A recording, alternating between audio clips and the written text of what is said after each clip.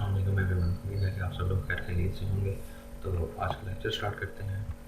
आज हम देखेंगे कि रिस्क रिडक्शन स्ट्रेटजीज जो हैं वो न्यू एंट्री के अंदर या किसी न्यू बिज़नेस के अंदर जो है वो कौन कौन सी होती हैं। तो लेक्चर कंटेंट देख लेते हैं। सबसे पहले हम देखेंगे कि रिस्क जो है वो क्या होता है, किसी न्यू एंट्री या न्यू बिज़नेस के अंदर रिस्क क्या होता है। और दूसरे नंबर पे हम देखेंगे कि रिस्क रिडक्शन स्ट्रेटजीज जो हैं वो कौन कौन सी होती हैं। तो आगे चलते हैं। सबसे पहले देखते हैं हम डेफिनेशन रिस्क की। तो वो कहता है कि the probability and magnitude of downside loss in a business और वेंचर। यानी कि क्या कि वो कहता है कि प्रोबेबिलिटी मतलब किसी चीज़ के होने के चांसेस एंड मैग्नीट्यूड मतलब वो किस लेवल का जो है वो लॉस किसी बिजनेस को जो है वो बियर करना पड़ सकता है, या कोई ऐसा एस्पेक्ट जो कि हमारे बिजनेस या न्यू एंट्री को नेगेटिवली जो है वो इम्प्लीकेट करता है या उसके ऊपर जो है वो अच्छा असर नहीं छोड़ता। तो ये जो है वो हमारा रिस्क होगा न्यू बिजनेस या न्यू वेंचर के अंदर। उसके बाद हमारे पास आ जाती है रिस्क रिडक्शन स्ट्रेटजीज़। और तीन तरह की रिस्क रिडक्शन स्ट्रेटजीज़ होती हैं हमारे पास। सबसे पहले आती है मार्केट स्कोप स्ट्रेटजी, दूसरे नंबर पे हमारे पास आती है इमिटेशन स्ट्रेटजी, और तीसरे नंबर पे हमारे पास आती है managing newness. Market scope strategy के अंदर वो क्या कहता है कि scope is the choice of entrepreneur about which customer groups to serve and how to serve them. कहता है कि स्कोप का क्या मतलब है कि हमारा जो न्यू बिज़नेस है उसके अंदर हमारा जो एंटरप्रेन्योर है वो इस चीज़ को डिसाइड करता है कि उसने किस ग्रुप ऑफ कस्टमर्स को जो है वो टारगेट करना है अपने प्रोडक्ट के लिए, और किस तरह से उनको जो है वो सर्व करना है, मतलब आप अपनी प्रोडक्ट को किस तरह से उस कस्टमर तक पहुंचाना है। तो ये मार्केट स्कोप स्ट्रेटजी के अंदर आ जाता है।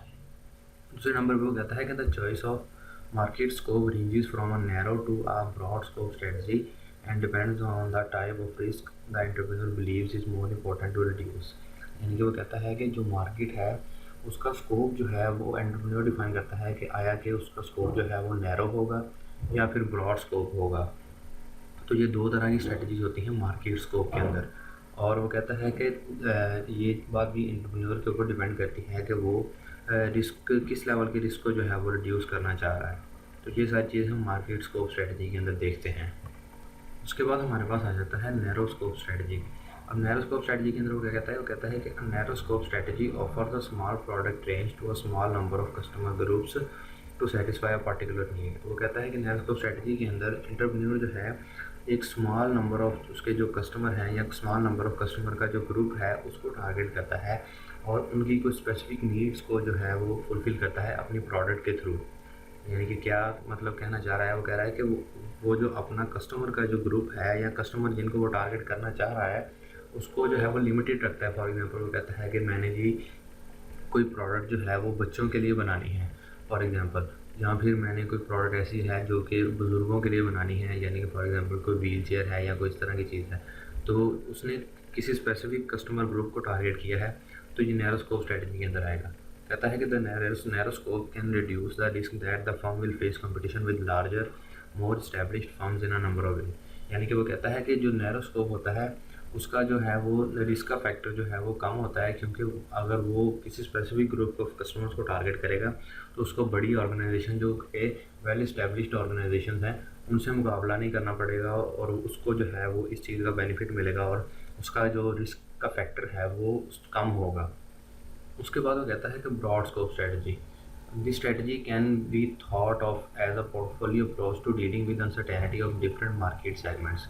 वो कहता है कि जो ब्रॉड स्कोप स्ट्रेटजी है ये पोर्टफोलियो अप्रोच भी होती है डिफरेंट मार्केट के अंदर जो सेगमेंट्स होते हैं। फॉर एग्जांपल कोई जो कस्टमर है हम उसको देखते हैं कि उसकी एज क्या है, उसका जेंडर क्या है, उसकी बाइंग पावर कैसी है। तो ये सारे मार्केट के अंदर सेगमेंट्स होते हैं जिनके अंदर अनसर्टेनिटीज़ इन्वॉल्व होती हैं। तो हम अपनी पोर्टफोलियो अप्रोच के थ्रू जो है वो उनको टैकल करने की कोशिश करते हैं। तो कहता है कि by offering a range of products across many different market segments the entrepreneur gain an understanding of the whole market by determining which products are the most profitable.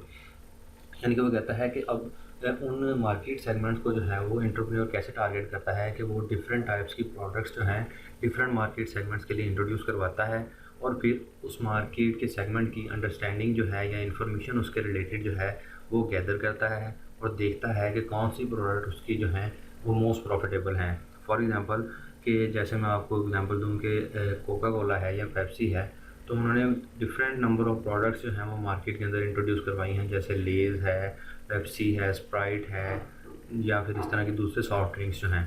तो उन्होंने देखा कि इसके अंदर कौन सी जो प्रोडक्ट है वो मोस्ट प्रॉफिटेबल है। उसके बाद वो कहता है कि unsuccessful products can be dropped, यानी कि क्या मतलब है कि एंटरप्रेन्योर देखता है कि जो प्रोडक्ट तो अनसक्सेसफुल है उसको वो ड्रॉप भी कर सकता है। तो ये सारा कुछ हम अपनी ब्रॉड स्कोप स्ट्रेटजी के अंदर देखते हैं। उसके बाद हमारे पास आ जाती है imitation strategy. Imitation is another strategy for minimising the risk associated with the new entry. यानी वो कहता है कि इमिटेशन जो है वो एक और स्ट्रेटजी है न्यू बिज़नेस जो है उसके अंदर रिस्क का फैक्टर जो है उसको कम करने के लिए। तो कहते हैं कि imitation involves copying the practices of other firms whether those other firms are in the industry being entered or from related industries. यानी कि वो कहता है कि इमिटेशन स्ट्रेटजी जो है ये बेस करती है किस चीज़ पे, कि फॉर एग्जांपल कोई ऑर्गेनाइजेशन जो है वो पहले से इस्टेब्लिश्ड है, या फिर आप जिस डोमेन के अंदर अपना काम करना चाह रहे हैं वो उस डोमेन से एसोसिएट करती है, तो आप उसकी स्ट्रेटजीज़ को देखते हुए अपनी न्यू बिज़नेस की स्ट्रेटजीज़ जो हैं वो डेवलप करते हैं। क्योंकि एक ऑर्गेनाइजेशन जो है वो पहले से इस्टेब्लिश्ड है, तो उसने जो स्ट्रेटजीज अडॉप्ट की होंगी वो उनके लिए बेनिफिशियल साबित हुई होंगी, तो आप भी उनको जो है वो कॉपी करते हैं और अपने रिस्क के फैक्टर को जो है वो कम करते हैं। जैसा कि वो कह रहा है कि this idea of using imitation strategies to improve firm performance, यानी कि वो कहता है कि हम इमिटेशन स्ट्रेटजी का जो आइडिया है अपनी फर्म की जो परफॉर्मेंस है उसको इम्प्रूव करने के लिए भी इस्तेमाल करते हैं। ये सब कुछ हम इमिटेशन स्ट्रेटजी के अंदर देखते हैं। उसके बाद टाइप्स हैं, दो तरह की टाइप्स हैं इमिटेशन स्ट्रेटजी की। सबसे पहले मी टू स्ट्रेटजी आती है। इसके अंदर वो क्या कहता है कि copying products that already exist and attempting to build an advantage through minor variations. यानी कि वो क्या कहता है कि आपने किसी ऑलरेडी इस्टेब्लिश्ड जो ऑर्गेनाइजेशन है या कोई कंपनी है उनकी प्रोडक्ट्स को देखा और उनके प्रोडक्ट्स के अंदर जो गैप्स हैं या जो लैक ऑफ फीचर्स हैं आपने उनको एनालाइज़ किया और अपनी प्रोडक्ट जो है वो इंट्रोड्यूस करवा दी, तो ये मी टू स्ट्रेटजी के अंदर आएगा।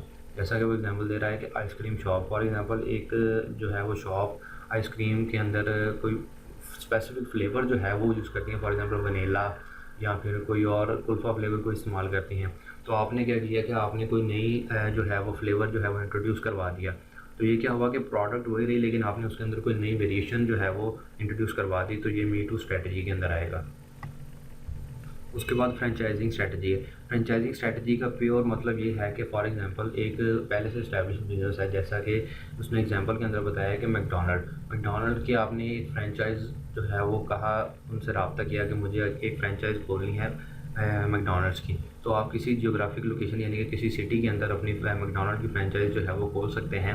इसमें भी आपका रिस्क फैक्टर जो कम होता है क्योंकि आपने ऑलरेडी इस्टेब्लिश जो बिज़नेस है उनका नेम यूज़ करते हुए अपनी सर्विसेज जो हैं वो कस्टमर तक पहुंचानी है। जैसा कि वो डेफिनेशन के अंदर कह रहा है कि franchising is a type of a new entry that focuses on limitation to reduce the risk of downside loss for the franchise.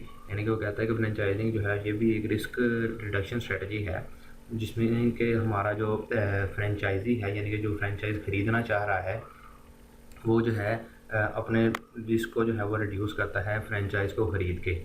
तो उसके बाद वो कहता है कि franchisee requires the use of proven formula for new entry from a franchisor. यानी कि वो कहता है कि जो फ्रेंचाइजी है वो पहले से जो बना बनाया फार्मूला किसी प्रोडक्ट का है या कोई प्रोसेस है किसी प्रोडक्ट को बनाने का वो ऑलरेडी डिफ़ाइन होता है और उसी को वो यूज़ करते हुए अपनी फ्रेंचाइज़ ख़रीदता है फ्रेंचाइज़र से और देन उसको जो है वो कस्टमर तक पहुंचाता है। जैसा कि वगैरह कि for example an entrepreneur might enter the food industry by franchising a McDonald's store and new geographic location. जैसा कि मैंने आपको पहले बताया कि जो कोई एंटरप्रेन्योर है वो मैकडॉनल्ड की फ्रेंचाइज जो है वो ख़रीदता है और उसको जो है वो डेवलप करता है, इस्टेब्लिश करता है और दैन उसको अपनी सर्विसेज जो है वो कस्टमर तक पहुँचाता है। उसके बाद हमारे पास आ जाता है मैनेजिंग न्यूनेस। मैनेजिंग न्यूनेस के अंदर वो कहता है कि new entry can occur through the creation of a new organisation. The creation of a new organisation offer some challenges not faced by entrepreneurs who manage established firms.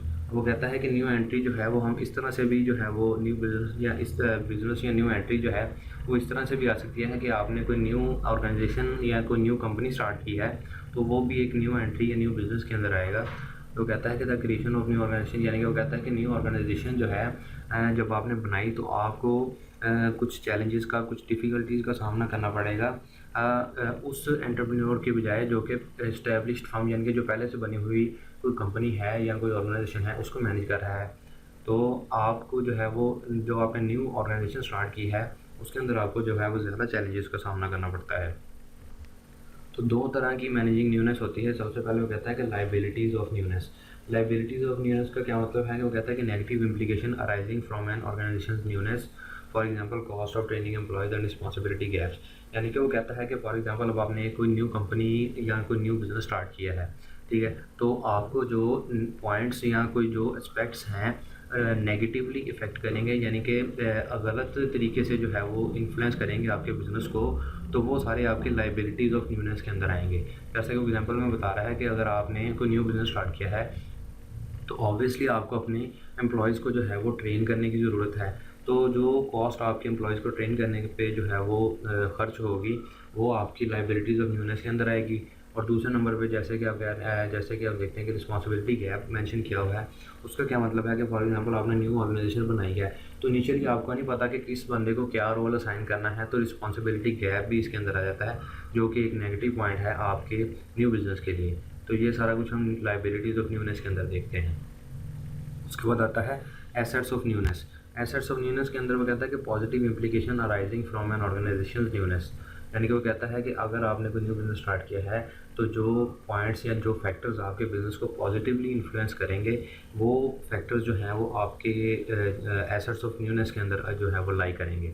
ऐसा वगैरह for example developing corporate culture, developing skills of employees. यानी कि वो कहता है कि आपने for example अपने न्यू बिज़नेस के अंदर जो है वो कॉर्पोरेट कल्चर इंट्रोड्यूस किया है, मतलब एम्प्लॉय जो हैं वो आपके एक दूसरे के साथ अच्छे तरीके से जो है वो कोऑपरेट कर रहे हैं, काम कर रहे हैं, तो ये आपके बिज़नेस के लिए जो है वो बेनिफिशियल है। तो ये एसेट्स ऑफ न्यूनेस के अंदर आएगा। और दूसरे नंबर पर डेवलपिंग स्किल्स ऑफ एम्प्लॉयज़। आपने अपने एम्प्लॉयज़ को अगर ट्रेन कर लिया है और वो इफ़ेक्टिव वे में आपके बिज़नेस को जो है वो हेल्प आउट कर रहे हैं या अपना कंट्रीब्यूशन जो है वो बिज़नेस की सक्सेस में जो है वो कर रहे हैं, तो ये भी एसेट्स ऑफ न्यूनेस के अंदर आएगा।